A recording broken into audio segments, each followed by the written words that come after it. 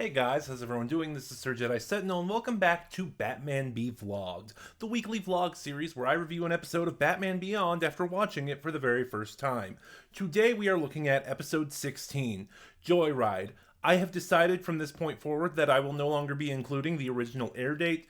It's just not pertinent to anything we're discussing.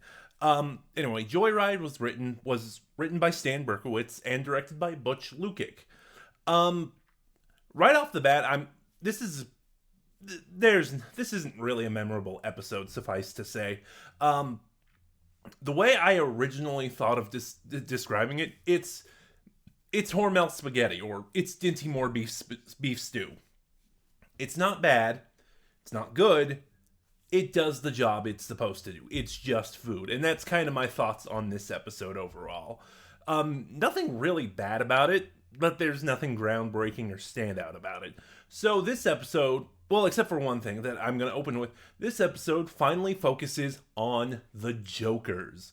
The Jokers in Batman Beyond are a motorcycle gang that have themed themselves around clowns. In particular, their leader, who is only credited as Joker's leader, has modeled himself after the Joker. And he's voiced by Bruce Timm, who is doing a Mark Hamill impression. And it's great. The Jokers have shown up periodically throughout this series up to this point, but they've never really been the focus of an episode. They've kind of just been collateral, or they've been an inciting incident. Like in Rebirth, due to it was a run-in with the Jokers. That's how Terry met Bruce Wayne. But the Jokers weren't relevant to the plot of Rebirth after that point.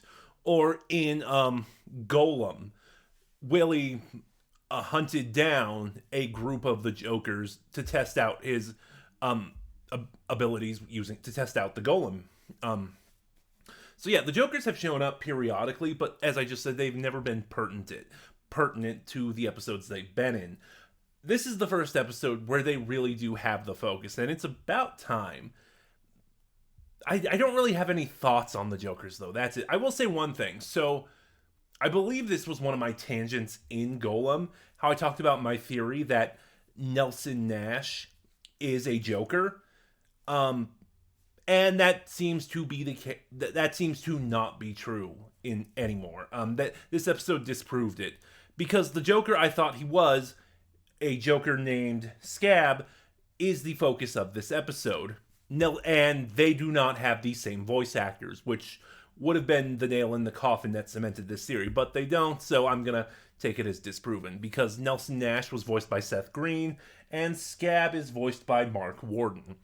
So the plot is Scab and another member of the Jokers are initiating a new member of the gang, with a hazing ritual, when they see an experimental government vehicle being abandoned. They don't know why, we know why, but they decide to steal it and use it for themselves.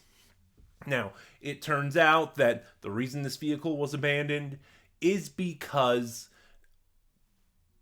Wow, my mind just went blank. The reason this vehicle was abandoned is because the reactor is unstable.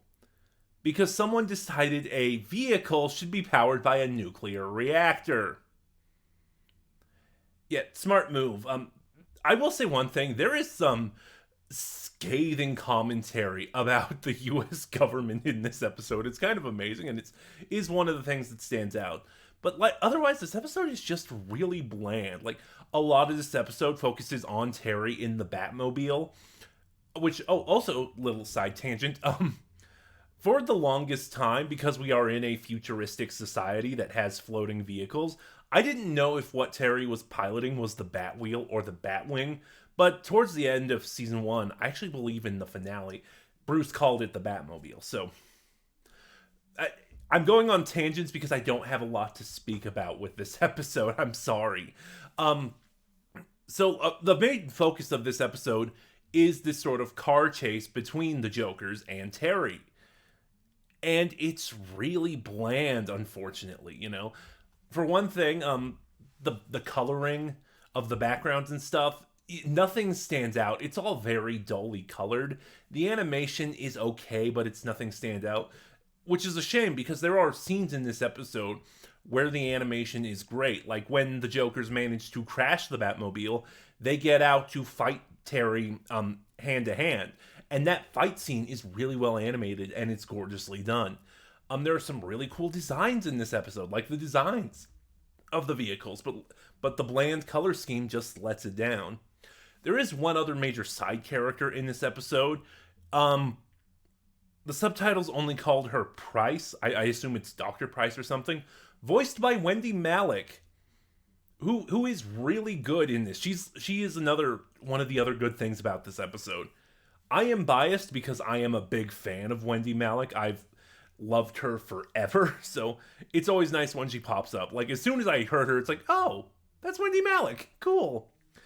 But as I just said, there's nothing much to say. Even Will Friedel's performance seems very flat. Like, he's kind of phoning it in. It's just, I don't have much to say. I'm sorry. Joyride is just a bland episode.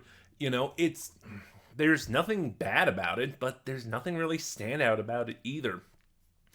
I think part of the problem is that because I have these on Blu-ray, I'm binging them essentially. Not true binging, like I'm not watching the show in one sitting, but I am going through these at a very fast pace. And just, the show started in 1999, and how media was available back then, it's not meant to be binged, and I think that's kind of affecting my opinion somewhat. But those are just my thoughts on Joyride. Have you seen it? What are your thoughts? Please start a conversation in the comments below. Remember to like, comment, subscribe. Click the bell next to subscribe to get notifications when I upload. And in the description box below, you'll find a link to my Twitter, where for the time being, you can follow me and get updates on the channel. This is Sir Jedi Sentinel, and I'll see you guys next week for episode 17.